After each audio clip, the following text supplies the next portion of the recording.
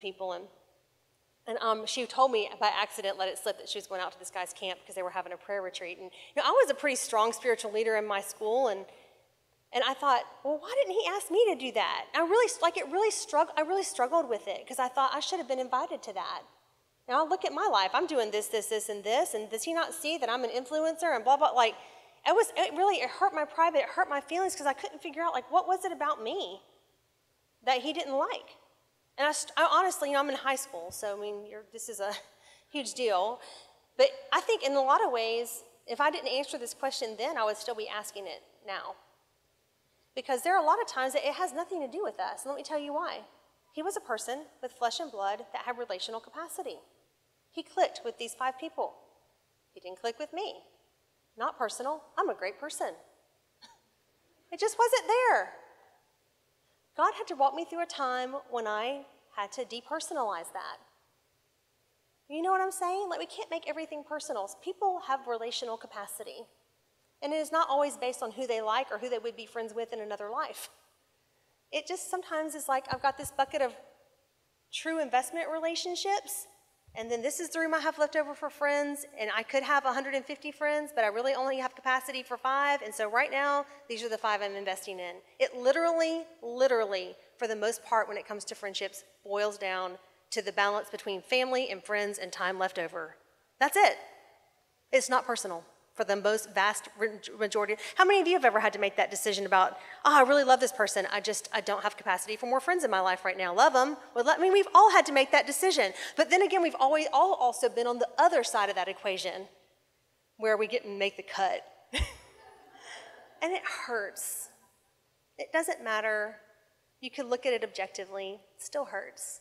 Just know, keep telling yourself, remember, it's not about you. Everybody has limited capacity, and the more that God gives you and entrusts you with, you're going to find that you have to take some things and put them off. You won't be able to have every relationship that you want to have, even if it's a good relationship. Your life has seasons, and God brings those relationships in. That doesn't mean we have to cut people off. It just means let's work from both sides of the equation in a healthy way. So these people, your family and your close friends, family is major pace setter. Let's have what's left over, these pace setters, these daily people, because here in our family, whether you can't quit your family, so you have to learn how to live with them. You don't get to choose them. But let me tell you, in your family is the opportunity for the best growth you'll ever face. These people know what you look like when you come home from the office and you can't smile. They know what you look like under stress. You know what they look like under stress. I'm going to tell you, I know that that's not always a positive thing, but God gives us, he puts us in these places of intimacy that we can't escape, to draw the things out of us so we can see them clearly. That's what my family did for me. My mom and I used to butt heads because I'm so analytical. My kids nicknamed me Spock.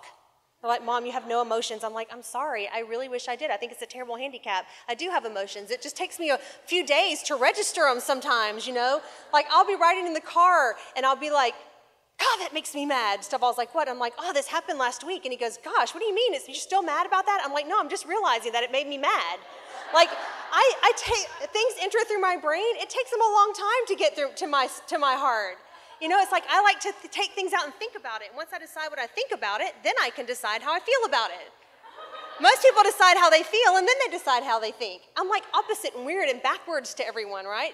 But let me tell you what's helped me a whole lot. My mom is very sensitive in a good way. She's highly compassionate. She's highly intuitive about people's emotions. Now, can you imagine having a daughter, Spock is your daughter, and you are like Oprah. You're intuitive, you're compassionate and read between the lines. And there were times that I literally thought, I can't be around why is she like this? You know why she was like that? Because without that mother, you would hate me right now. Because I would be so hard on the outside. I would be so logical as to seem cold and dismissive.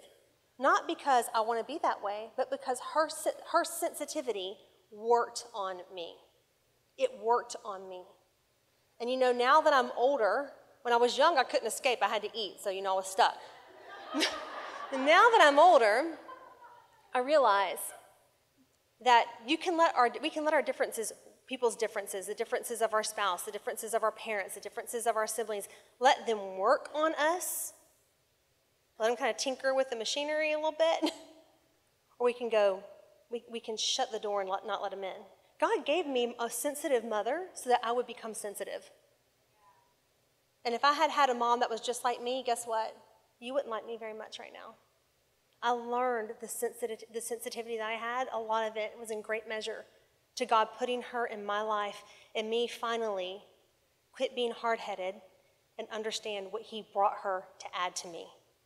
This is what our family does to us if we see it that way. They aren't to bring us guilt. See, for too long, I looked at her needs and her sensitivity as an indictment against me. You know why? Because when she held up that mirror to me, I actually really saw what was lacking, and I didn't like it.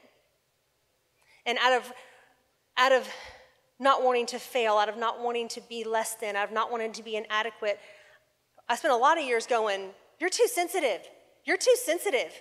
You're too sensitive. You don't like me. You don't appreciate me. You don't accept me for who I am. And that wasn't really true.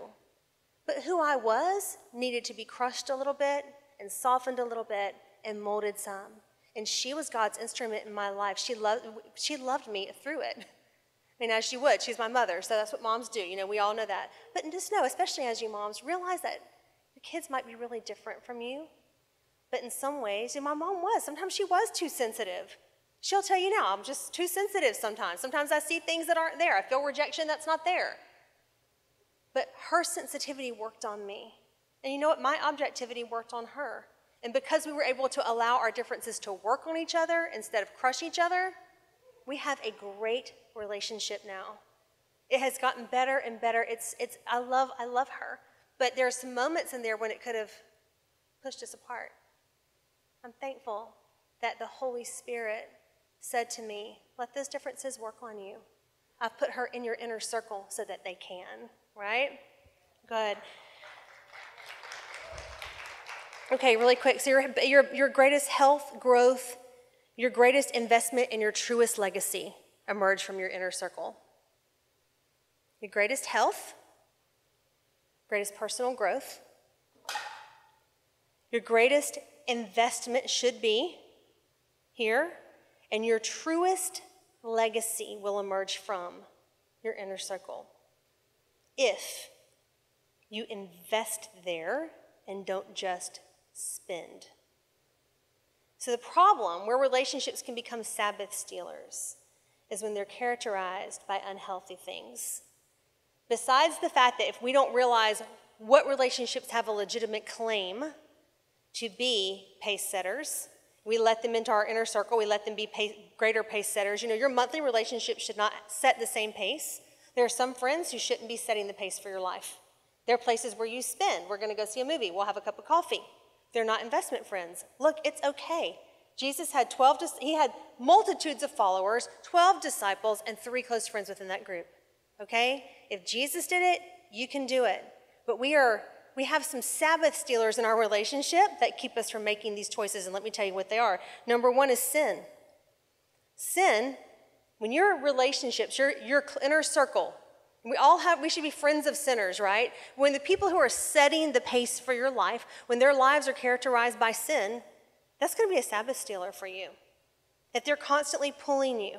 I put Psalm chapter 1, verse 1, blessed is the man that walks not in the counsel of the ungodly, nor stands in the way of sinners. He doesn't sit in the seat of the scornful. I'm quoting the King James, but it's probably not written in King James. But what I want you to notice is his progression. Let me read it. He doesn't walk in step with the wicked. He doesn't stand in the way that sinners take, and he doesn't sit in the company of mockers. Notice the progression there. Walking, standing, sitting. When your inner circle is characterized by sin, okay, there's a progression that can happen into your life that you become more and more passive in your stance toward God and more just acquiescent in your stance towards sin, okay? Not saying that we kick people out of our inner circle because of this. I'm just saying we need to understand that we can't let their natural habits, their natural inclinations set the pace for our lives. And I think that Haley did a great job talking about that, so I'm not going to spend a lot of time. The other thing, crisis prone. When your relationships, on the next page, when your relationships in your inner circle are crisis prone, They're going to be a Sabbath stealer for your life. You know, there are certain people that are in your inner circle that they love crisis. And when I say crisis, remember how I talked about when I did the True North thing, when you feel disoriented, what do you turn toward to ground yourself? There are some people that they don't feel like themselves unless they're having a crisis.